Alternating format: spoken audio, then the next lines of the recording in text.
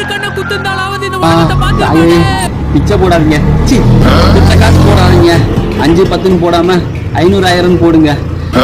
Bloody பெக்கர்ல உண்மையாவே beggar தான் sir. என்ன பண்ற?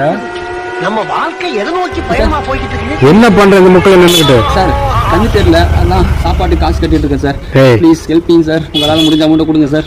ஏன்டா நடிக்கிற? என்ன சார் சொல்றீங்க? ஏய், நடிக்க கூடாது. உனக்கு கண்ணு தெரியுது இல்ல?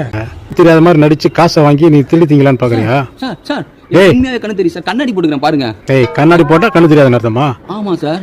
கண்ணாடி கட்டுற முதல்ல. Oh my god. டேய் டேய், எங்க இருக்கீங்க?